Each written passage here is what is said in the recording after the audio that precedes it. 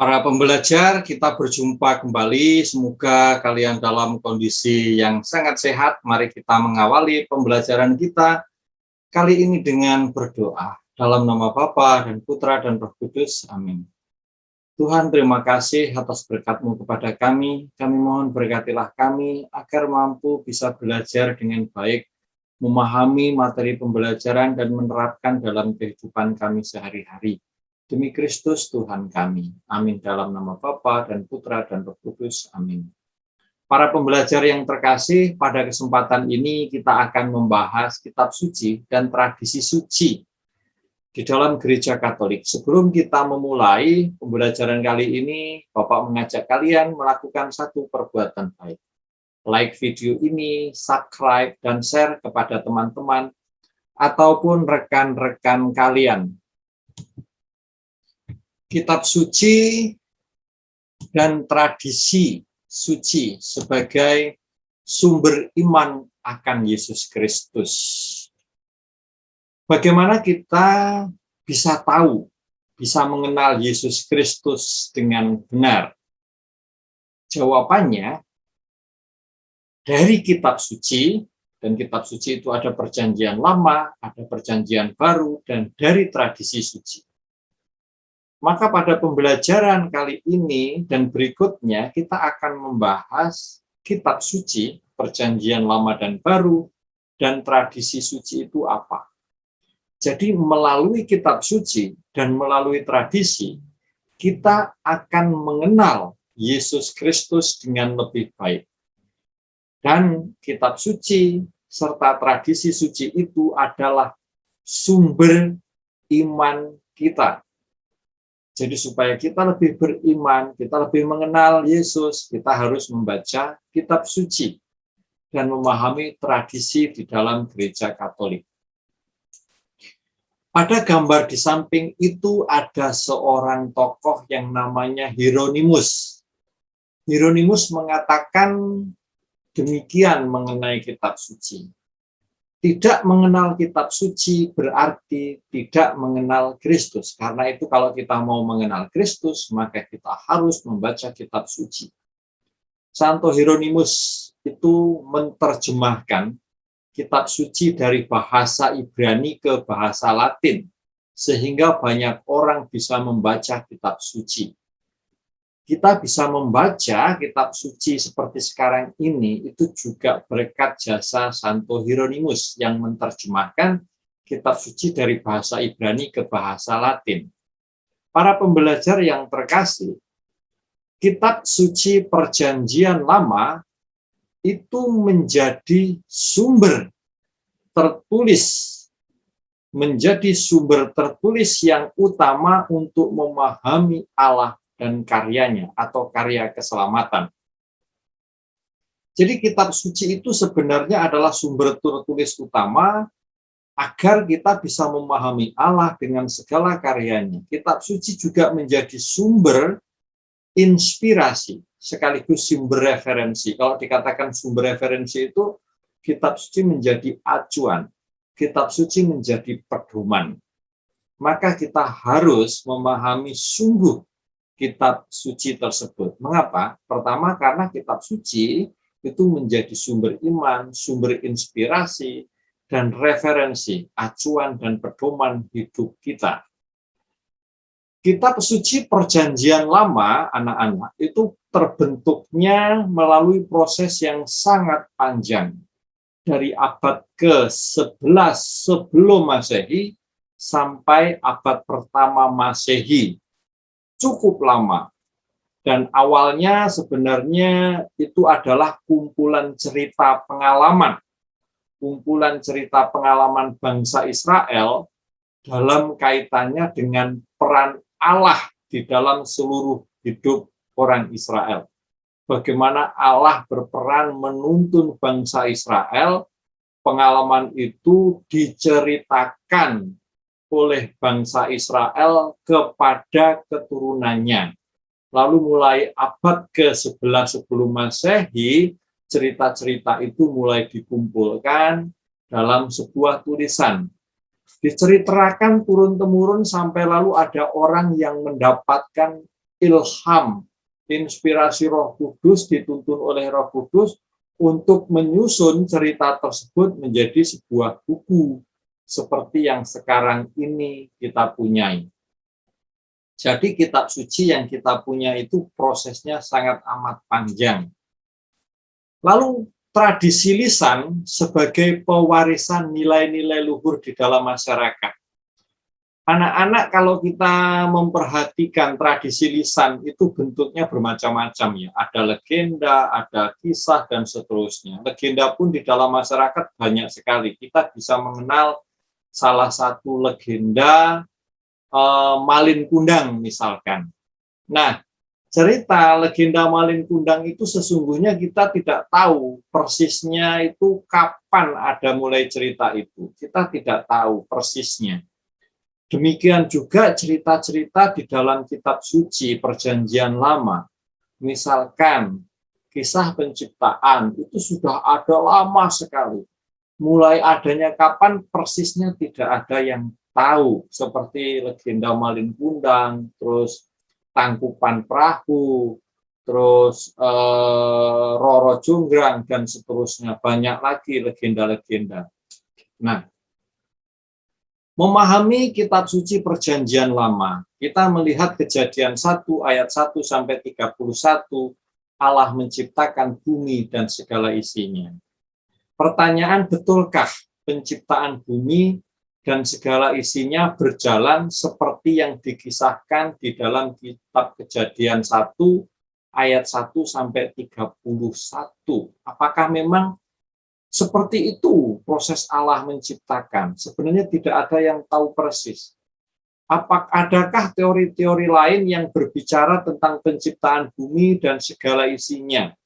Mungkin kalian pernah mendengar teorinya si Darwin, Charles Darwin, tentang evolusi, bagaimana proses terjadinya manusia sampai seperti sekarang ini. Dan itu berbeda sekali dengan kisah yang diceritakan di dalam kitab Kejadian. Nah, kalau begitu bagaimana kita melihat kisah cerita-cerita di dalam Perjanjian Lama?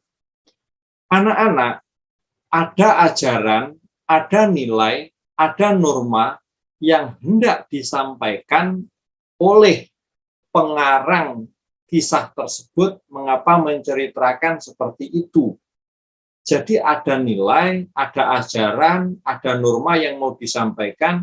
Kenapa kitab Kejadian mengisahkan kisah penciptaan itu seperti itu. Jadi ada nilainya, ada normanya, ada sesuatu yang mau disampaikan. Dan yang mau disampaikan itu bukan sebuah peristiwa sejarah. Nilai lain. Nanti kita akan lihat itu apa. Nah, untuk memahaminya, ajaran, nilai, norma apa yang hendak disampaikan melalui cerita di dalam kitab suci Perjanjian Lama, misalkan tadi itu kisah penciptaan, kita harus pertama-tama memahami yang namanya jenis sastra di dalam Perjanjian Lama. Dokumen Konsili Vatikan kedua terkait wahyu ilahi Dei Verbum.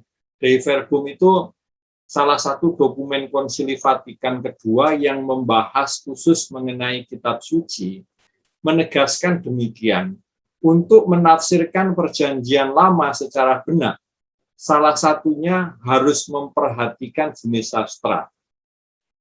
Bersifat historis, atau itu sastranya itu historis, atau sastranya bersifat profetis, buah ramalan, nubuat, atau puitis, atau sastra lain. Karena dengan memahami jenis sastranya, kita bisa mengambil, kita bisa memetik ajaran, norma, atau hal-hal yang mau disampaikan melalui cerita tersebut. Anak-anak, ada 4 bagian besar di dalam kitab suci Perjanjian Lama. Yang pertama adalah Pentateuch. Pentateuch itu Taurat Musa, diyakini ditulis oleh Musa. Itu ada kitab Kejadian, Keluaran, Imamat, Bilangan, dan Ulangan. Itu bagian pertama. Bagian kedua adalah yang disebut kitab sejarah. Di situ ada 16 kitab Yosua, Hakim-Hakim, Rut, 1-2 Samuel, 1-2 Raja-Raja, 1-2 Tawarikh, Ezra, Nehemia, Tobit, Yudit, Esther, Makabe 1 dan Makabe 2. Dan yang ketiga adalah kitab kebijaksanaan atau disebut kitab hikmat. Itu ada 7, Ayub, Mazmur, Pengkhotbah, Kidung Agung, Kebijaksanaan Salomo, dan Putra Sirah. Dan yang keempat, kelompok keempat adalah kitab para nabi. Ini ada 18. Jadi ada 4 kelompok besar di dalam kitab suci Perjanjian Lama. Dan kalau kalian perhatikan di gambar sebelah kalian itu, sebelah saya itu, ada kitab-kitab yang saya tulis dengan huruf merah. Contoh Tobit, Yudit, 1-2 Makabe, Kebijaksanaan Salomo, Putra Sirah, dan Baruk. Yang saya tulis merah yang baru saya sebut itu disebut kitab Deuterokanonika. Itu kitab apa sih? Itu adalah kitab-kitab yang oleh orang Katolik diyakini sebagai kitab suci, tetapi oleh orang Protestan tidak dipandang, dianggap sebagai kitab suci. Nah, itu ada perbedaan kitab suci di dalam orang gereja Katolik dengan gereja Kristen lain. Nah, itulah Deuterokanonika. Cara memahami kitab suci Perjanjian Lama menurut Dei Verbum artikel 14 dikatakan demikian. Adapun tata keselamatan yang diramalkan, diceritakan dan diterangkan oleh para pengarang suci sebagai sabda Allah yang benar, terdapat dalam kitab-kitab Perjanjian Lama. Maka dari itu, kitab-kitab itu yang diilhami oleh Allah tetap mempunyai nilai abadi. Sebab apapun yang tertulis, ditulis untuk menjadi pelajaran bagi kita. Supaya kita karena kesabaran dan penghiburan kitab suci mempunyai pengharapan. Jadi, menurut Dei Verbum 14 itu, kitab-kitab tersebut, kisah-kisah tersebut dijadikan kitab suci, itu diyakini diilhami oleh Allah untuk menjadi pelajaran bagi kita, supaya kita di dalam hidup ini mempunyai sebuah pengharapan bahwa di dalam hidup ini Allah menyertai kita, mendampingi kita, selalu membawa kita menjadi orang yang berbahagia, dan kita bisa menikmati kehidupan abadi bersama dengan Allah. Kitab suci membantu kita, mau mengatakan kepada kita bahwa hidup kita itu sangat amat berharga. Kita mempunyai Allah yang tidak pernah meninggalkan kita. Itu kurang lebih Dei Verbum artikel 14. Lalu bagaimana hubungan Perjanjian Lama dengan Perjanjian Baru? Itu ada di Dei Verbum artikel 16. Dikatakan secara sederhana begini. Sebenarnya kitab-kitab suci Perjanjian Baru itu sudah ada di dalam Perjanjian Lama, tetapi tersembunyi, tidak ada orang yang tahu, tersembunyi, dan itu baru diketahui setelah Yesus hadir ke dunia. Jadi apa yang terjadi di dalam Perjanjian Baru itu sudah ada, dikatakan di dalam Perjanjian Lama. Itu hubungannya. Perjanjian Lama terbuka dalam Perjanjian Baru, maksudnya bahwa apa yang dikatakan di dalam Perjanjian Lama itu, terwujud nyata, terungkap di dalam Perjanjian Baru. Nah, itu ya. Karena itu penting mempelajari Perjanjian Lama untuk kehidupan kita. Nggak cukup kita hanya membaca dan mempelajari Perjanjian Baru.